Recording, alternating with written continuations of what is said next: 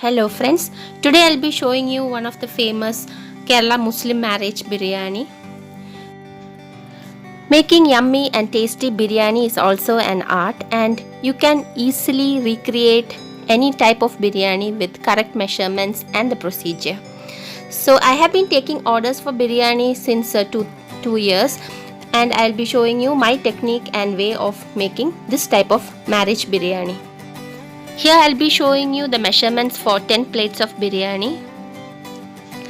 Each kilo of rice needs 1.5 kilo of chicken or meat. The meat has to be usually bigger in size, which the video I will upload soon, how to cut chicken for biryani. And these are the ingredients needed. Keep all the ingredients ready so that biryani making can be done and finished in 2 hours time.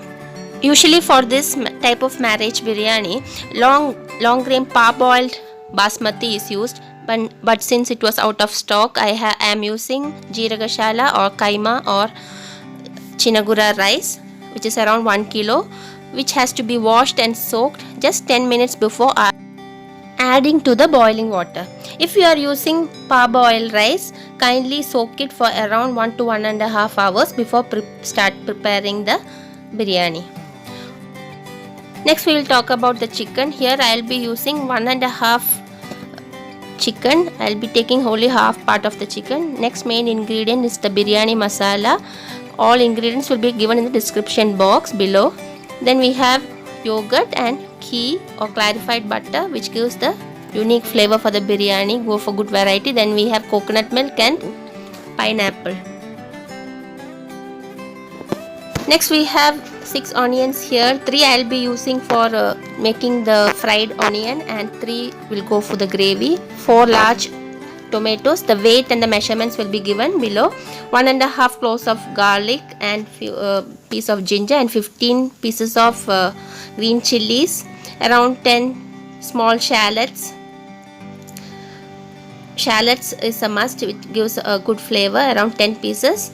All the weight and the measurements will be given. Then I have few curry leaves, mint and coriander leaves, almost same size, mint and coriander leaves. Coriander leaves and mint has to be very fresh.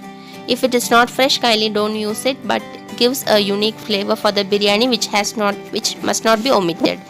Okay, so let's get started. First I am going to fry the onions. It's called bista. So you have to thinly slice them. I have cut the onion 3/4 and I am using a slicer to slice the onions very finely. So 3 I am going to fry in ghee and 3 will be going to the gravy. So first you have to thinly slice the onions. Thinly slicing them ensures that it becomes crispy and evenly gets browned. Okay, so now spread the onion, and here I am using ghee. Okay, here the chicken I have cut into pieces. I am washing with turmeric and salt. This is a must to remove any smell of the chicken. Let it marinate for 10 minutes and then we will wash in 4 running water. Now here I have washed the chicken in 4 times in water, and again marinating with a half teaspoon of turmeric and a bit of salt, maybe around 1 teaspoon salt. So when you add to the gravy, please check the amount of salt you are adding. Now marinate that and keep it aside while we are frying. Here I am adding a bit of coconut neutral flavor coconut oil and 2 tablespoons of ghee. Usually for marriage they add dalda or hydrogenated vegetable oil, which I do not recommend. Use ghee for good flavor and health. Now add 1/4 teaspoon salt and saute. Here I am going to wash and drain cashew nuts and raisins to remove any preservatives or pesticides in it. Okay, now saute the onions. Now next we will wash and soak coriander and mint leaves. Here I am using this 200 ml measuring cup. So for 1 cup of rice you are using 2 cups of water. 5 cups of rice are there when I measure in this using this cup. So whichever cup you are measuring, you have to take almost double the quantity. Now add in the cashew nuts and the raisins. You have to be very careful Must not allow the onions to be too dark, or else the biryani flavor will be lost. Now transfer it immediately to a bowl and drain off the ghee. Now in a large pot add in salt and turmeric powder, followed by the 3/4 cup of yogurt. Now into a chopper I am chopping in the chili, garlic and the green chilies and adding it, crushing it. Now I am crushing the shallots and the onion half part, and again in another turn I am crushing the remaining. Here no chopping or slicing is needed, just use a, if you have a blender or a crusher, just add. Now next comes the tomatoes. You have to chop it like this. Now I am taking a portion of the pineapple and adding it. So all this you have to mix thoroughly, and add in the ghee which is the leftover from frying the onions. Add this, and now I am adding 1 more tablespoon of ghee and switching on the flame. Adding, I checked the salt, it was less, so add more and cook it. In the meantime I am boiling 10 cups of water and adding whole spices like fennel seeds, 1 teaspoon fennel seeds, some mace, few pieces of cinnamon, cardamom, cloves, star anise and bay leaves. You may tie it in a muslin cloth and add to it. Here I am adding in directly. I will be fishing it out after the rice is cooked. Now add 2 sprigs of curry leaves and 3 split green chilies into the boiling water. Now add around 1 to 2 tablespoons of sea salt or whichever salt, and check for the saltness. Add in 1 tablespoon ghee and let the water boil. In the meantime we have soaked the rice for 10 minutes and washed very well, and I am adding the drained jeera masala rice into this boiling water. In the meantime keep on stirring the chicken gravy. Now I am adding only the stem part of the coriander leaves and some of the mint leaves. Now here I am adding 1.5 tablespoon of the biryani masala. You may add store-bought biryani masala or you may prepare yourself. Around 1 tablespoon of fennel seeds, 1 teaspoon of garam masala, and give it a good mix. So I am using biryani masala, fennel seeds and fennel seed powder and garam masala. Now check for salt, add more if you want, and this is the stage. Check for sourness. If it is not enough, you may add some lemon juice, half a lemon. Now all the big pieces of chicken I am removing. You can see the water has dried up, and this is the, I am going to start the dum process. Here we have a 1/4 cup of rose water. I will add in half teaspoon of turmeric. This is for coloring. Now I will remove all these whole spices from the rice before adding into the chicken masala for the meat. Okay, so I am adding again a tablespoon of ghee and layering this cooked kaima rice. I'll be removing the spices on the way as I go.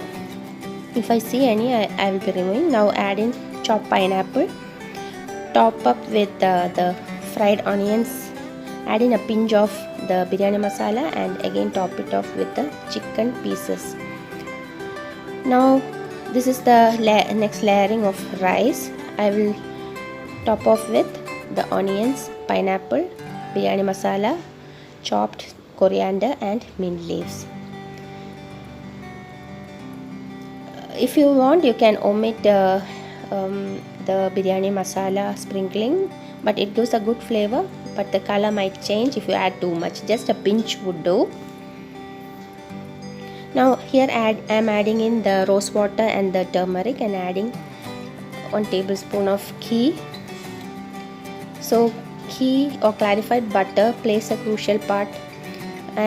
I poked a hole with the back of a spoon, and into these holes I am adding in the ghee again so that the ghee oozes in. Now I am adding 1 cup of coconut milk. Here I use 3 tablespoons of coconut cream mixed with some water to get 1 cup.